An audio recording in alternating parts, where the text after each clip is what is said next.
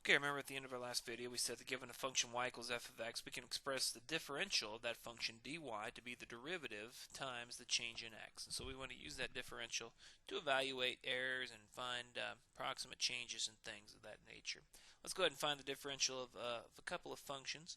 Let's look at 24, and I'll just do part B. I'll leave part A to you guys. But 24, part B, we are given the function y equals e to the negative u times cosine u. E to the negative u times cosine u. Well, all we're looking for here is the differential. So in this case, it's going to be u instead of x, but dy is going to be f prime of u times du. And so let's find f prime of u, which of course by that we mean dy du. And so we're going to have, let's see, looks like a product rule here. Two functions multiplied together. So we'll have the first, which is e to the negative u, times the derivative of the second. Derivative of cosine is negative sine, plus the second, cosine, times the derivative of the first. Derivative of e to the negative u is e to the negative u times the derivative of the exponent. The derivative of negative u is just negative 1. So we get a negative e to the u sine u minus cosine u e to the negative u. Or, I guess you could say, what could we do here? We could pull out a negative e to the u, negative e to the negative u that is, times, let's see, it's going to make both those positive, sine u plus cosine u. Alright, and so our differential then, dy, is going to be just that. It's going to be negative e to the u sine u plus cosine u times the change in u. So if we know how much u changes, we'll multiply that times our derivative at that point. That'll give us an approximation of how much y changes at that point. So that's what we mean by the differential. Let's take a look at another example. Let's go ahead and start on 27, and we'll do it for volume. I'll let you do it for surface area. 27, we have the edge of a cube. So we have a cube here, and all the edges, of course, are the same length, but one was found to be 30 centimeters, so they'll all be 30 centimeters. Possible area, though, is 0.1 centimeters. So that's our change in x, or our dx, of 0.1 centimeters if x is the length of a side. So x is the length of a side, so the possible change in x is going to be 0.1 centimeters. It could be positive or negative. We don't know. We're going to use differentials to estimate the maximum possible area, relative area, and percentage area in computing the volume in part A and the surface area in part B. So we're going to first need a volume as a function of x. Well, if the volume is if one side is x, and x, the volume is base times width times height, so it's x times x times x, or x to the third. Okay.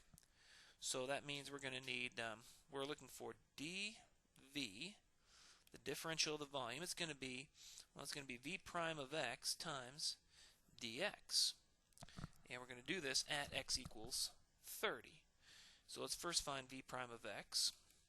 So v prime of x is equal to just 3x squared.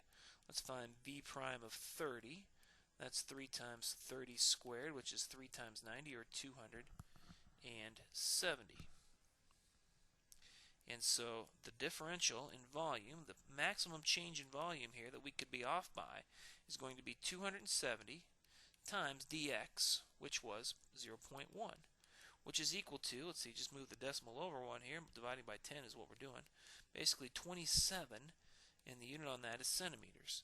So we could be off by as much as 27 centimeters in our volume if we're off by as much as 0.1 centimeters in each of our edge measurements. That would be if we're off by 0.1 in the same direction for all three of these measurements, length, width, and height.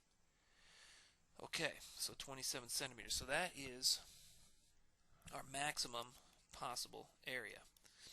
Now, as you have read in this section, if we want to find the, what do they want next? The relative error. Well, the relative error is going to be, well, it's going to be the change in the volume given by our differential divided by the entire volume. Well, so for us that is 27 centimeters, that was the dV, divided by the entire volume. Now what's the volume at 30? Well, we never found that, did we? V of 30 is equal to 30 cubed, which is equal to, is that 2700? Make that 27,030 cubed. Yeah, that'd be 3 zeros there. And so 27 centimeters per 27,000 centimeters. That'd be cubic centimeters, wouldn't it? That's the change in the volume. How much we could be off by as much as 27 cubic centimeters. So these units are going to cancel here. If we take 27 divided by 27,000 divided by 27,000, what do we get? 0.001. Alright, so that is our relative error, 0.001. So we're not off by that much, really.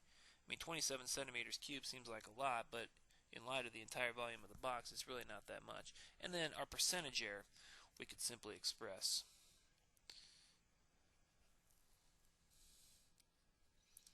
the relative error as a percent, and of course you're going to move the decimal 2 places to the right here, so 0.1% is all we're looking at for percentage error for this volume.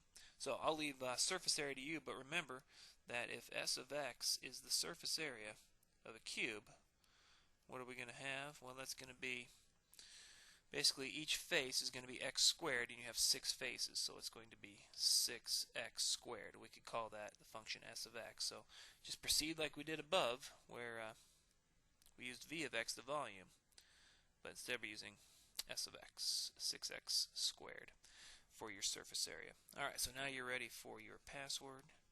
You should be in good shape to do your 3.8 homework, and that is going to be, well, you're going to like this one. It's sericious, which I'm sure you know means, if you're sericious, it means you're covered with, covered with fine, silky hair. Exactly what you thought that word would mean. S-E-R-I-C-E-O-U-S, sericious. That's your 3.8 password. Good luck. Let me know if you have any questions.